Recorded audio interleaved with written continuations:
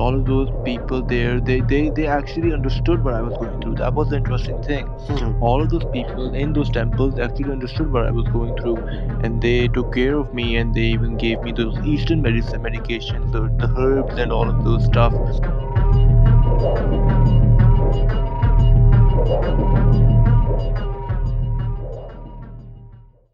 You're listening to the latest dose of Bipolar Recorder. This podcast may cause dizziness and blurred vision. Enjoy.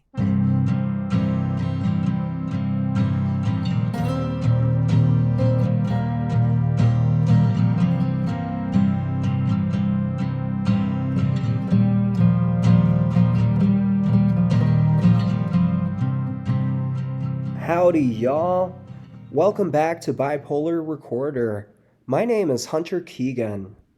This is an ad-free, listener-supported mental health advocacy project centered around bipolar people and their stories.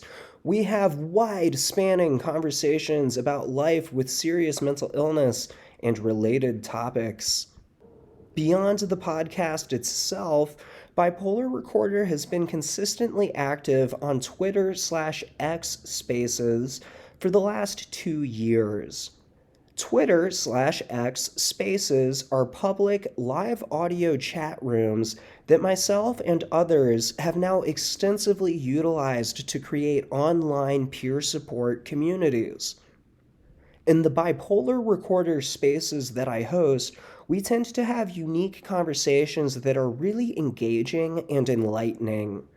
Sometimes the conversations are so good that I pull the audio from them and include it on the podcast. Today's audio is from a recent space that I hosted. A man named Shiraz, who resides in Pakistan and is a follower of Bipolar Recorder, discusses spirituality and psychosis with me. Then, in the second half of the conversation, another follower who goes by the name MC Frontrun joins us as well. This conversation is a great example of how bringing diverse perspectives to the table can lead to interesting and mind-bending dialogues. There are no major content advisories for today's installment, so let's go ahead and get started.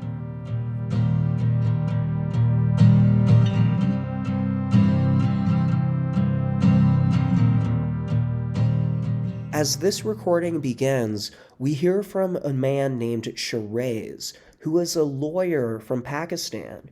He's involved with local politics and works to bring more awareness and education about mental health to his communities. We discuss his personal background with bipolar disorder and how he has used these experiences to motivate himself. We also discuss cross-cultural perspectives on spirituality at length. We also talk about psychosis extensively, particularly delusions.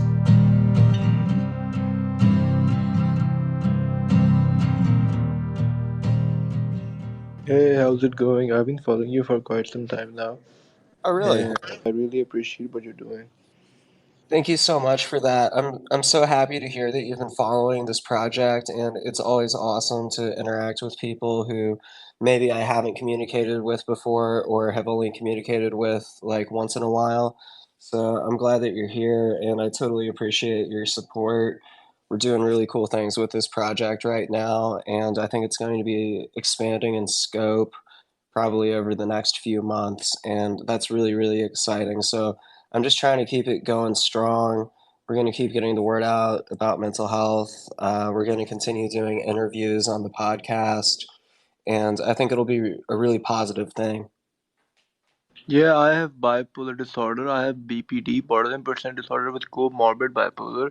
So I've been through manic phases and psychosis phases in my life many times. So I know what you're talking about, and I'm here to help. That's awesome. How long have you lived with bipolar disorder for? It's been 8 years now. 8 years? Yeah, I was 18 when I first had my manic phase, my first psychosis. And now it's like 8 years later. I'm 24 now. Oh, okay. So we actually have been diagnosed for about the same amount of time. I was formally diagnosed in 2015. So I also have been formally diagnosed for about 8 years. And I also was diagnosed because I had a psychotic manic episode that landed me in a hospital. Do you live in the United States or are you based internationally? No, I'm here in Pakistan, Oh, in Lahore, wow. Pakistan. And we have many great psychologists here in Pakistan. They're doing brilliant work for bipolar patients. I am a law student. I am a law graduate. Actually, I'm a lawyer in Oh, Pakistan, oh, and wow, wow. yeah, and I've worked in many firms as well, and I am currently working in a bank, in a commercial bank, as a lawyer. So I'm doing pretty good. Um, Thank God I'm doing pretty good because it's difficult living with this disease or illness or whatever you want to call it. It's difficult living with it, but I've been doing pretty well. It's all about, therapy and self-coping and medications, Mm-hmm. and you know the rest. So I can help you. I'm actually a politician too. I am in a political party here in Pakistan. Okay. So I can help you with the awareness projects because I want mental health awareness here in Pakistan, because that is a huge, huge issue. Because here in Pakistan, people just think that you are possessed or you have demons inside you whenever you're in a psychotic episode. Yeah. So that is something that we have to deal with. Yeah. Wow. Well, that's so cool that you're a lawyer and that it sounds like you're pretty successful in your career. I bet that sometimes that gets hard to balance with bipolar symptoms. Do you ever have challenges with that? Yeah, I actually had a difficult time in universities because I got expelled in two of my universities. They could not understand what I was going through. Mm-hmm. I got expelled twice, and then in my third university, which was a law college, they understood mental health pretty well, and they understood that I was going through a psychotic episode. And my episodes actually are very, very. The duration of my episodes are like 6 to 7 months. I am always in a psychosis episode for like 6 to 7 months. So that is, it's bipolar one, right? The duration of your episodes in bipolar one are lengthy, and my episodes were uh, 6 months was the usual length of the episode. So that was a difficult time in universities to make them understand what I'm going through and to make them understand that that is actually not me and actually my illness talking. Yeah. Have you found it easy to consistently access the medication that you need in Pakistan? Like, is it easy to get your meds consistently refilled over there? No, Sometimes, it's very hard. It's very hard. I yeah. actually have to order my lithium from India. I order lithium from India because that's where they're made. And in Pakistan, many of my medications are not available. Some of them are. Lamictal is available, Epival, and all those maintenance therapy drugs are available, but not the main ones that you need. Wow. Yeah, I mean, even in the United States, I sometimes have trouble getting my medications filled on a timely basis. So I can imagine that in, like Pakistan or other international locations, it could be even more difficult. Um, when you're not able to have access to your medication, is there anything that you do to help cope, like any self-care strategies, like journaling or music or gardening or anything like that? Yeah, I do a lot of stuff. I do a lot of spirituality has helped me a lot. Yeah. In Pakistan, there's cultural spirituality because look, one is the religion. Yeah, that's an issue. That's an issue worldwide. Religion. I'm not talking about religion. I'm talking about spirituality. We have a culture that supports that is spiritual, that supports spirituality. And when you're in a psychosis period, you actually are very spiritual because hyperreligiosity is a symptom of psychosis. Mm-hmm. So whenever I was in a psychosis episode, I went to all of these temples and all of these darbars, we call those darbars, and all of those people there, they actually understood what I was going through. That was the interesting thing. Hmm. All of those people in those temples actually understood what I was going through, and they took care of me, and they even gave me those Eastern medicine medications, the herbs and all of those stuff. That they gave me, we call them hakim, and they gave us herbs, and they give us natural medications, Eastern medications, not the Western medication. Wow. So I have also used that, and they taught me coping techniques, meditation, and how to access your inner consciousness, and all of those techniques, and those helped me out pretty well. That is amazing. I'm so glad that by, interacting with that community, you were able to find resources. That's fascinating that this more spiritual group of people was able to see what was going on and actually like had the patience and compassion to spend time and help you cope and recover. I think that's absolutely beautiful. And I also agree with you that spirituality can be very, very therapeutic and beneficial. I had a life threatening situation around this time last year. And after I came out of that, I had a really profound kind of spiritual experience that really, I think, brought me closer to what my conceptualization of quote unquote God is. And I've been reflecting on just how grateful I am for my health and my current stability. And I've just been having a really, really positive life experience, especially just over this past week alone. And it's so amazing. And I do feel as though sometimes there is something, or there could be something out there, looking out and kind of protecting us in certain moments.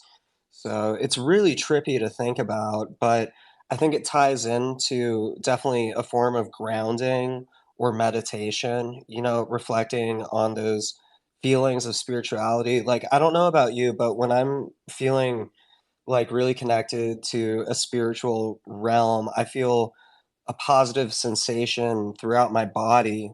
It's almost like a physical feeling or like a body high or something. And it's cool to kind of capture and hold on to those feelings and explore them in the moment. Yeah, exactly. I met a spiritual master and I'm still in contact with him and he helped me out a lot. And he taught me that what he I was going through because he went through the same thing actually. He told me he also look, we can classify these illnesses as much as we want. But the thing is that our brain functions at a very high level when we're in that stage. We actually are very intelligent, genius beings when we are in that state. Our memory, we have complete control of our memory. We remember everything in our lives, and it's dangerous. Oh, I know it's dangerous because your brain isn't working normally. It's working at a high functioning level, and that is dangerous. But still, when you think about it, our body is in control of our conscious mind, right? But in during our episode, our subconscious mind is also activated. And when that is activated, we are not in control because we are not in control of our subconscious, right? And that is when we sometimes in spirituality it is believed, I don't know if it's true, and I don't want to believe that it's true, but it is believed that we are actually in contact with our ancestors. And I have felt that. I have felt that I've been in contact with my grandfather and my great grandfather, and I have even dreamt about them when I was in an Hmm. episode. So this is all very interesting, and many people go through the same stuff.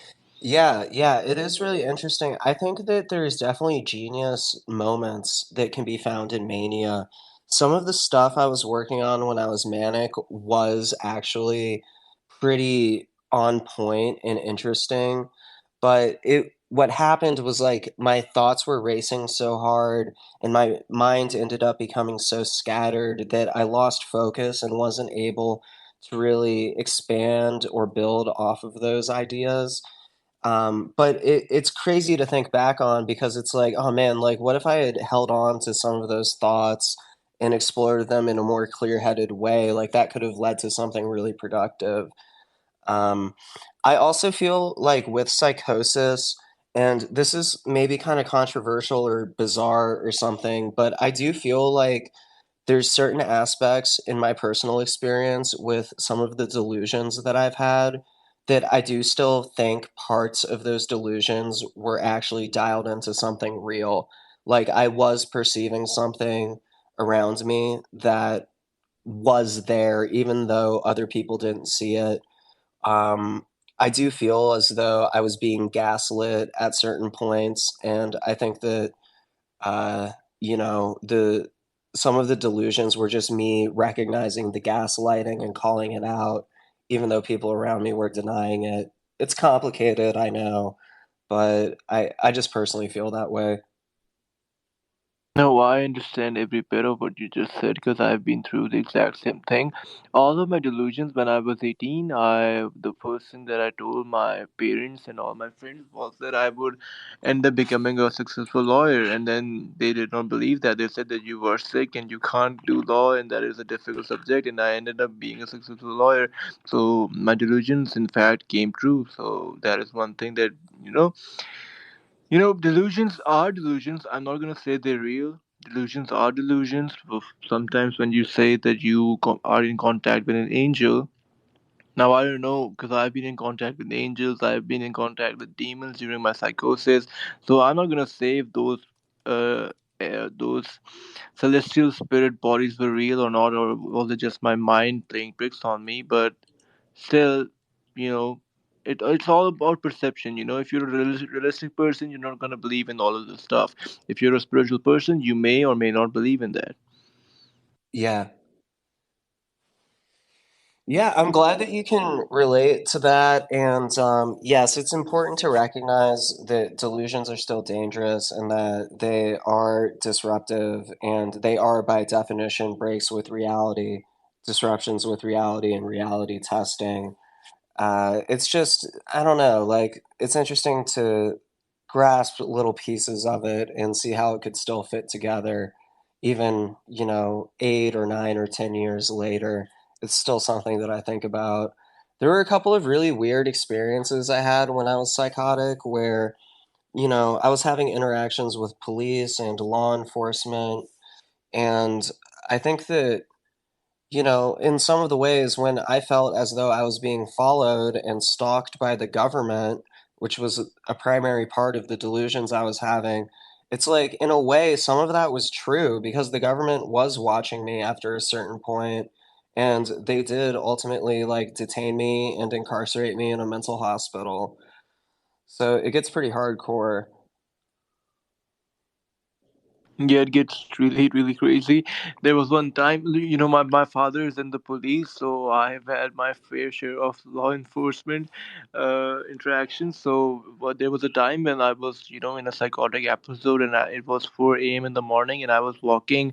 I was in my uniform, which was a cape. It wasn't exactly a cape, but a chadar. We call it a blanket it's a cultural dress, right? We wrap around a blanket over our head, and I was just walking, and I had a holy book in my hand, and I felt that some angels were watching over me, and they were following me, and I kept on walking and walking, and in the end of the day, it turned out that my father had some policemen go take me back home. So there were actually people following Yeah. me that I thought that were angels following me. Yeah, that's absolutely wild. And it's interesting how some delusions can be positive in nature or feel positive in nature, like a spiritual angelic presence, a holy presence guiding and protecting you. And then also sometimes they can be really scary with like demons following you or these other bizarre paranoid thoughts that we start to get sometimes when we're in those states. Yeah, I've had my fair share of contact with demons and angels, and I've been in the, sometimes when you're manic and you're going through a psychotic period, you're not getting, enough sleep. So half of your brain is actually asleep, and half of your brain is awake, and you are in a semi-conscious state, and you are, just walking around, and you can dream in reality. You can actually perceive in reality some stuff that you could dream. You get me? So I can actually hallucinate at that time and see what I was meant to see in my dreams in reality. So I've been through that many times in my life, and I've seen many things in reality that wasn't actually there, but I was actually hallucinating at that point. Yeah. This has been a really interesting conversation. Because we're talking about some really interesting stuff that people need to know, because bipolar people are actually very lonely people, and when the doctors and therapists tell them that you're sick and what you're seeing is not real, and that is a lonely feeling. So when we get together and we share our experiences, then we can actually understand that it's just our minds dreaming stuff. And when from a spiritual standpoint, that is actually us transcending to another dimension. So that is all, completely relatable. Yeah, and I really appreciate you coming in here and sharing all of this, especially with your perspective, your culture in Pakistan, and the cultural differences between what we have in the United States versus, for example, what you found with some of the spiritual communities over in your home country. I think it's all really fascinating. Yeah, if you don't mind me saying this, your American culture, actually the Aboriginal culture of the Red Indians, that was the spiritual culture, right? They are actually very, very indigenous people who believed in Yes. spirituality and had many, many teachings of spirituality. So, do land has a very, very big factor when it comes to spirituality, because the spiritual energy around that land is associated with the people who have passed away in that land. So that is a very interesting thing, that because many of the people in America have had similar psychotic episodes, and many of the people in Pakistan have had similar psychotic episodes. That is also associated with the teachings that that they go through in the childhood.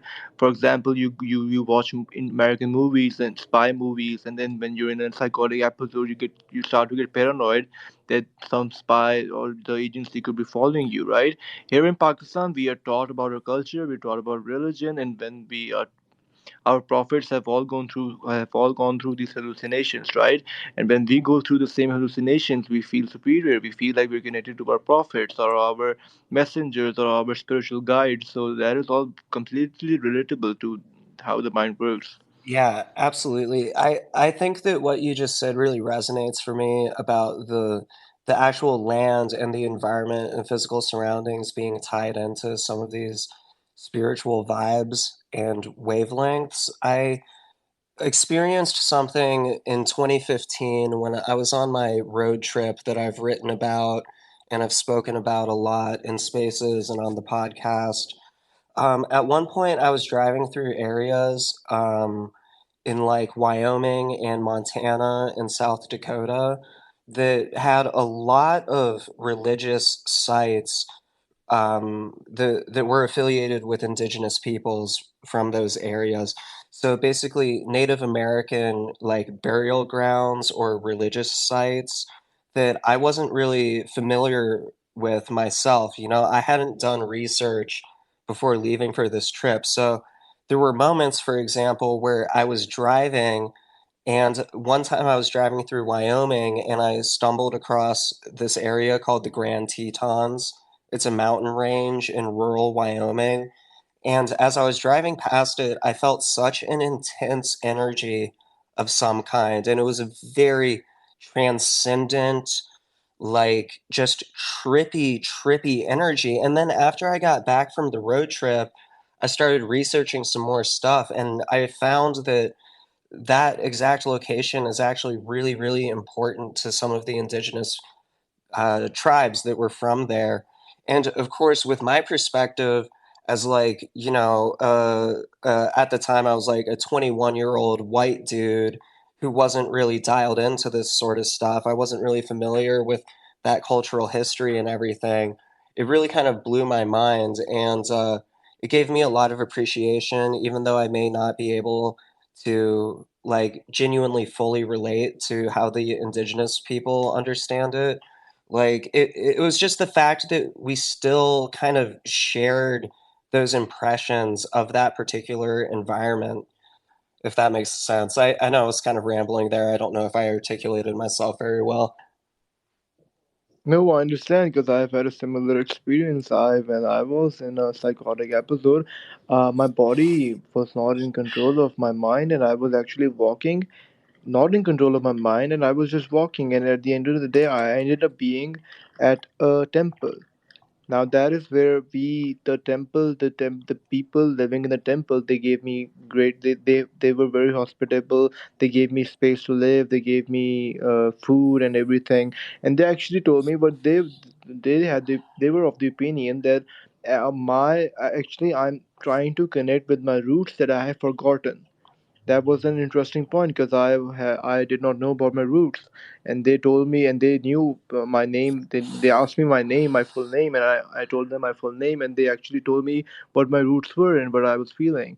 And it's a very important concept because the Aboriginal, the Red Indians, they are of the same opinion that you need to stay connected to your roots, and when you lose your roots, and it's very therapeutic too. Once you know that your grandfather and your great grandfathers and the stories of your great grandfathers, great grandfathers, they are the same stories that you're living. So once you get to know that, you that is actually very healing for your soul.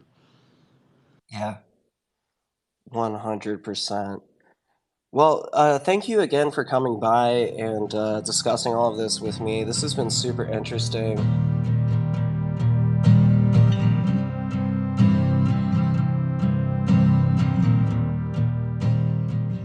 In this second part of the recording, Sherez and I are joined by a user named MC Frontrun. MC Frontrun follows the Bipolar Recorder project and offers his thoughts on spirituality, interconnected cultural perspectives, and the collective unconscious, predestination, and free will.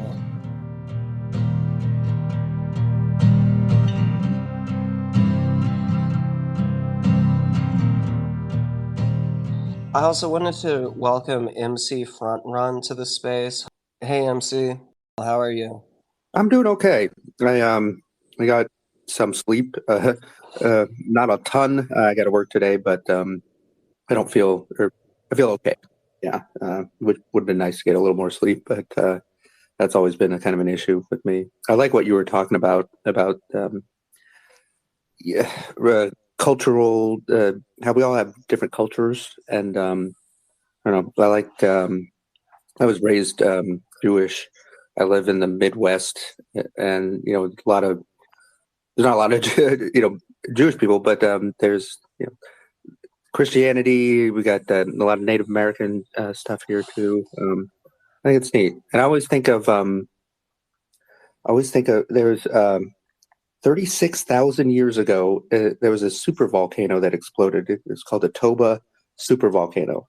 Uh, it exploded. It put all this ash and stuff in the year. The global temperatures dropped, and there was a mass extinction event. And humans, which were around then, the population declined so much that they think there was just like a couple hundred families left. And all of us, everybody alive today, can trace our genetics back to that one genetic bottleneck 36,000 years ago, and where humans almost died off. So we're all connected in that way. Like, so whatever culture that we come from, we're basically the same, uh, all of us. That is mind Yeah, and blowing. see if yeah, and see if I add up to that, actually the lands were actually not divided like they are today. The lands, the continents were actually attached to each other. So our ancestors roamed around the planet, and my ancestors and your ancestors may end up being the same in our family tree. If you get what I'm saying, if you keep on going back in our family tree, somewhere, someplace, my ancestor and your ancestor may end up being the same, from the same family, right? So you and I are brothers in the sense that our family tree is absolutely going to look.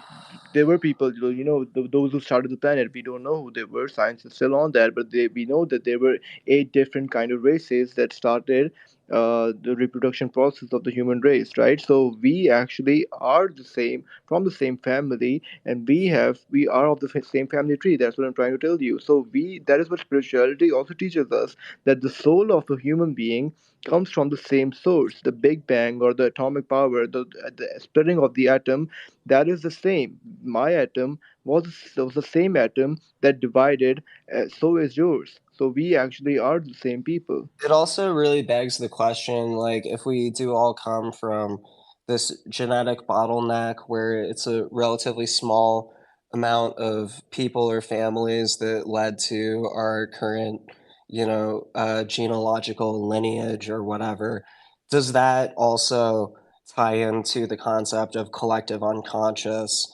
and similar uh, vibrations that carry throughout all people. That's something that I like to think about sometimes. It gets kind of psychedelic to think about, but maybe there's some truth to it. Who knows? I like to think about that stuff too, and I definitely don't have all the answers. But when you break everything down, like to the atomic and then the subatomic, it's all the same. Literally, I mean, the different protons and neutrons work together to make different elements, but they're all made of quarks, and they're all that fundamental particles. They're all that you cannot tell the difference at that level. Whether you're looking at a table, a chair, or the inside of a sun, or us. So we are all basically the same, and just different combinations of particles all working together. And there is something to that consciousness thing. I don't know, but I know there's something there. Yeah, and Yeah, and usually in our episodes, I usually do that. I usually say that I actually can feel the other person when they look at me, that they are part of me, that we are one. That's the concept of unity, that we actually come from the same source. And when I am in a psychotic episode, when I am in psychosis, I actually feel like the other person that I'm talking to is actually the same person, is actually me, because our souls aligned together someplace in the multi-dimension. Our souls came from the same source. something else that I think about, tying back into the Big Bang and the splitting of the atoms and the distribution of all of these basically, you know, uh, physics reactions, like expanding throughout the universe, everything started from the Big Bang. Is it really all just a predetermined mathematical equation that we're all following along now, that has been predetermined? Like, is this all just an ongoing reaction that is based in math that I guess I don't really have the technical I get what language. you're saying. You get what I I'm get what saying, you're though? saying, but yeah, I understand what you're saying. What you're questioning is the question of predestination and free will. That's a question that the humankind has never been able to answer. That if it was our free will, then why are we predestined? And if it was predestination, why do we have a free will? So that is an important question that we need to answer. And I believe sometimes that free will that we have is actually a delusion. Free will itself is a delusion, and I am predestined to do something, then that is going to happen. And if I do not believe in predestination, if I believe in free will, then at the end of the day, what the universe wants out of me will, at the end of the day, at the end of the time, come true, because that is universe, the cosmos. We are under its control. Our atoms, the revolution of the electrons, the way our atom is splitting, that's not in our control. That is in control of the universe. So in the end, all the universe is always gonna win. So we are kind of predestined. I also agree with predeterminism as far as like if we had all the values, all the information of every where every particle and everything is, we could then determine where everything is going, right? If we had all the, but we don't have it. Like, how could we have all the information, right? Yeah, So there will always be that element of random chance or randomness thrown in there. We cannot predict it, right? Like you can't predict the future. Like the past has happened, the future has yet to happen. But right now, we only exist in this one moment, this like continuous uh, present moment, and that is it. That is our experience of reality, and I don't know. It's kind of beautiful, I think, when you look at it. When I think about it, but yeah, we may not have the idea of free will that some people think of, but I'm okay with it. It's pretty cool that existing. yeah, yeah. It's super trippy when you start thinking about all of this stuff, and I think something really interesting that I saw a while back was a interview with a psychiatrist from Harvard who was talking about this like really tragic situation that had occurred. Like some people died in a car accident, and he was talking about how when it comes to situations where you start thinking about all the variables that go into that, like what if this hadn't happened? What if you had stopped at this stop sign and then you had accelerated just a little bit more slowly, and then that other car hadn't been coming in the other direction, and you hadn't been staying up all night, and you were just so tired that you didn't even see it coming. That kind of stuff. There's so many layers and variables to it that his point was essentially, if you try to start calculating these things and quantifying them and putting it into an empirical format, it becomes so impossibly complex that that's where he felt spirituality starts to play into things. Um, and that's where a lot of where we have to understand that science cannot explain everything starts getting tied into the equation. So yeah, I thought that was a really, really interesting type of perspective to have. Totally Yeah, true. and also MC, what I wanted to say about what you just said about the future and the past. When I was in the temple, some people came to me and they, wanted to read my future. So they started to read my hand and my handprints. You get it, the hand reading techniques that they used to have, and they all of them had different, they all said different things about my future. The generic things that they believed, and I was, I just didn't take heed into that. But when we, the what you were saying is 100% right. We do not know the future, and the future does not exist yet. The past exists, but the future does not exist yet. But we do know that we can actually analyze, we can use analytical expression, and we can actually foretell what the future holds. You get what I'm saying? If I take the right road, the right or the left road, if I take the right road, I might foresee what could happen. And if I take the left road, I might foresee what could happen. So it's all like a spider web. All of the different directions, all of the predestined directions, it all depends what road I take. So we can actually foretell or foresee future, but we can't, exactly see what the future holds, but we can predict what it would happen. Even with fairly good accuracy, right?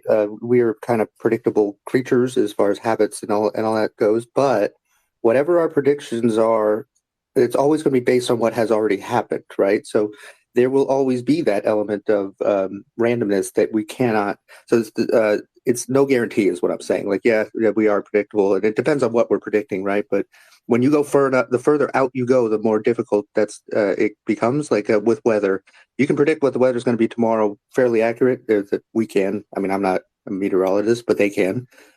But you go out 3 days, it gets a little bit less accurate, and then by the time you're at like at a week or 10 days, they got no clue because it's such a dynamic, complex system. The climate, predicting it out, any kind of long term becomes impossible. So, and that's kind of what the chaos theory is all about.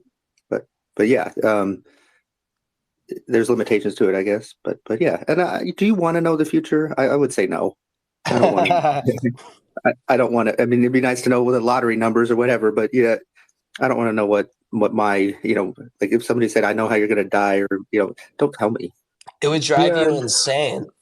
yeah, I understand. I understand, and well, the mystery. That's the beauty of future, and beauty of life is the mystery that we do not know what's going to happen. If someone tells us what's going to happen, then there's gonna be no mystery, and I don't know what the use of life would be if we would already know what's going to happen.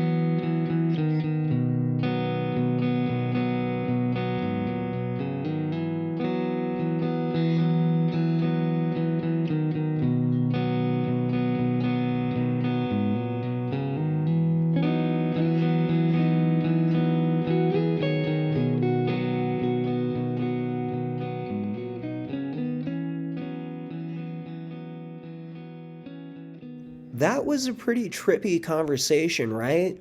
I'd like to thank Shiraz and MC Front Run for joining the space and sharing their stories and perspectives. Bipolar Recorder is a listener supported project, meaning that we need your help to keep it going.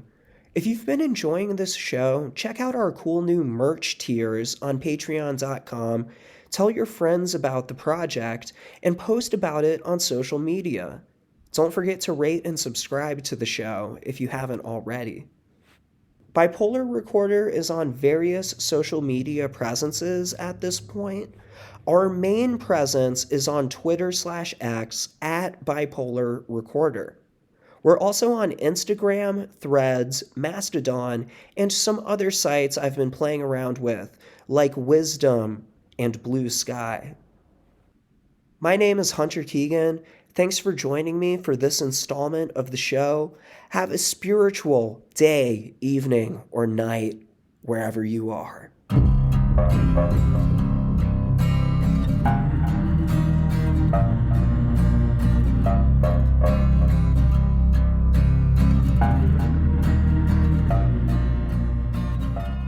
Bipolar Recorder is a listener-supported show. To help keep the show running, consider checking out our Patreon page or visiting bipolarrecorder.com. Unless otherwise stated, the hosts and guests on Bipolar Recorder are not licensed mental health professionals.